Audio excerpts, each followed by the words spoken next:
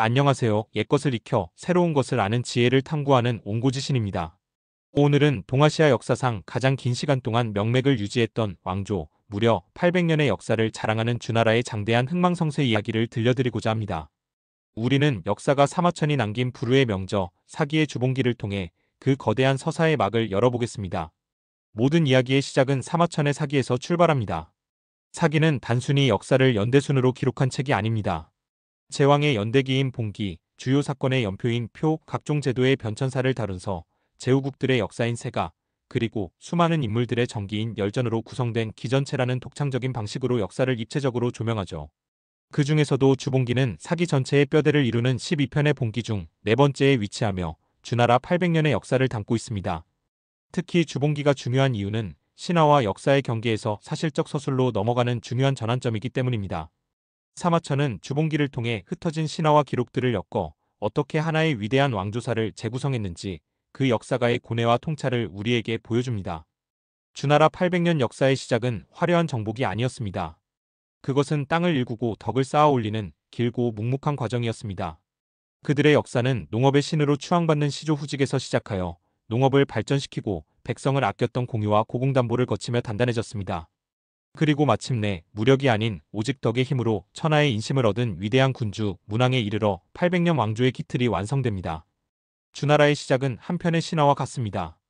시조 후직, 그의 이름은 버려진 아이라는 뜻의 기였습니다.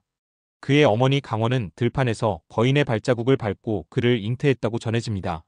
아비 없는 아이를 불길하게 여긴 어머니는 그를 3번이나 버렸습니다. 하지만 소와 말들이 그를 피해갔고 숲의 나무꾼들이 그를 발견했으며 심지어 새들이 날아와 날개로 그를 덮어주었습니다. 이 신비로운 탄생설화는 단순한 이야기가 아닙니다. 하늘의 뜻, 즉 천명이 그와 함께하며 주나라가 신성한 기원을 가졌음을 선포하는 정치적 선언입니다. 또한 태어나면서부터 농사에 천부적인 재능을 보인 후직의 모습은 주나라가 백성을 풍요롭게 할 농업국가임을 상징하는 강력한 정체성이었습니다. 주나라 건국의 마지막 퍼즐은 덕의 힘으로 완성되었습니다. 바로 주문왕입니다.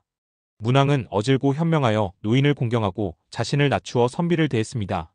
그의 덕망이 천하에 퍼지자 제후들은 분쟁이 생기면 상나라가 아닌 문왕에게 찾아와 판결을 청할 정도였습니다. 당시 상나라의 폭군주왕의 충신조차 1000명이 이미 우리를 떠나 서백, 즉 문왕에게 향하고 있습니다라고 탄식할 정도였죠. 사마천은 이 과정을 통해 진정한 권력은 칼과 창이 아닌 압도적인 도덕적 권위에서 나온다는 위대한 통찰을 보여줍니다. 문왕은 군대를 일으키기 전에 이미 덕으로서 천하를 정복했던 것입니다. 문왕이 닦은 길 위에서 그의 아들 무왕은 마침내 1000명을 실행에 옮깁니다. 당시 상나라의 마지막 왕주왕의 폭정은 주지육림이라는 고사성어로 상징됩니다. 사기는 술로 연못을 만들고 고기를 매달아 숲을 이루었다고 기록합니다. 이는 국가의 재산을 탕진하고 백성을 수탈하는 극단적인 타락의 상징이었습니다.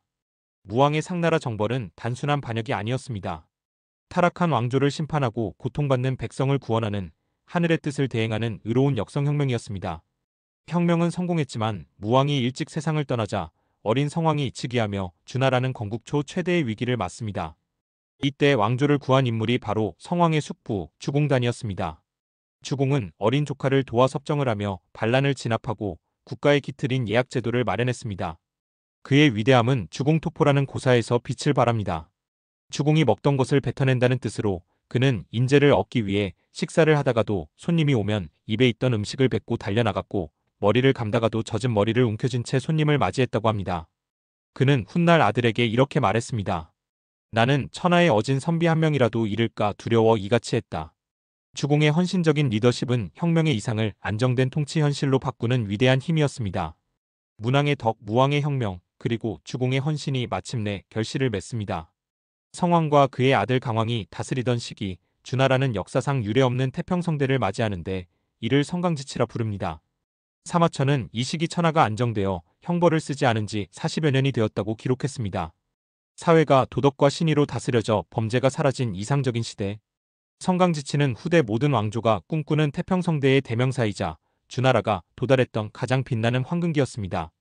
하지만 영원한 것은 없었습니다. 황금기의 빛이 바래고 쇠퇴의 그림자가 드리우기 시작합니다. 결정적인 균열은 제10대 군주 여왕의 시대에 일어났습니다. 탐욕스러운 여왕은 이익을 독점하고 자신을 비판하는 백성들을 색출해 죽였습니다.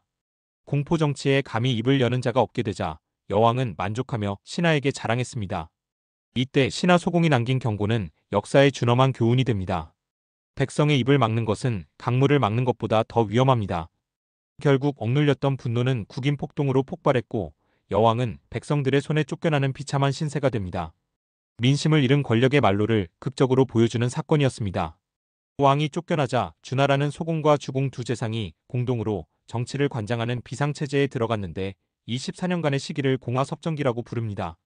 서주의 마지막 숨통을 끄는 것은 한 여인의 웃음이었습니다. 제12대 군주 유왕은 웃지 않는 미녀 포사를 웃게 하기 위해 온갖 어리석은 짓을 벌입니다. 그녀의 미모는 나라를 기울게 할 정도라 하여 경국지색이란 말이 생겨났죠. 유왕은 적의 침입을 알리는 봉화를 장난삼아 피워 올렸고 허둥지둥 달려온 제후들의 모습을 보고 포사가 웃자 이 위험한 장난을 반복합니다. 이것이 바로 봉화로 제후를 희롱한다는 봉화희제후 고사입니다. 결국 진짜 적이 쳐들어왔을 때 봉화를 올려도 아무도 오지 않았습니다. 유왕은 살해당하고 서주는 멸망합니다. 물론 현대의 연구는 이 이야기 이면에 있었던 심각한 왕위 계승 분쟁을 핵심 원인으로 지목하기도 합니다.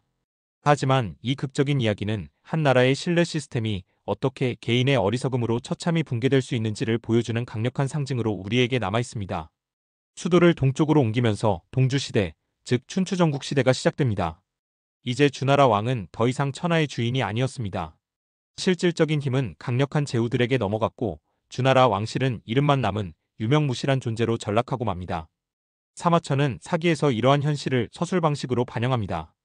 동주시대에 이르면 주봉기의 기록은 점차 간략해지고 역사의 무대는 제후들의 이야기를 다루는 세가와 열전으로 옮겨갑니다. 한때 천하를 호령했던 왕조가 역사의 주변부로 밀려나는 과정을 사마천은 자신의 펜으로 담담하게 그려낸 것입니다. 주봉기는 한 왕조의 흥망성쇠를 통해 시대를 초월하는 메시지를 던집니다. 덕과 천명을 바탕으로 흥하고 덕을 잃고 민심을 저버려 쇠퇴하는 거대한 순환의 역사. 그 중심에는 단 하나의 원리가 있습니다. 진정한 권력은 백성의 지지에서 나오며 그 지지는 통치자의 도덕성과 책임감에 달려있다는 것입니다. 주봉기는 2000년이 넘는 세월 동안 역사의 거울이 되어 우리에게 리더십의 본질이 무엇인지 끊임없이 묻고 있습니다. 옹고지신의 마지막 코너입니다. 주봉기의 영향력이 크다 보니 몇몇 유명한 고사성어의 출처에 대한 오해가 있기도 합니다. 예를 들어 흔히 춘추전국시대 이야기로 알려진 와신상담은 월나라 왕구천의 이야기로 사기의 월왕구천색가에 나옵니다. 실패 후 재기를 다짐하는 권토중래는 항우의 비극을 노래한 당나라 시인 두목의 시에서 유래했죠.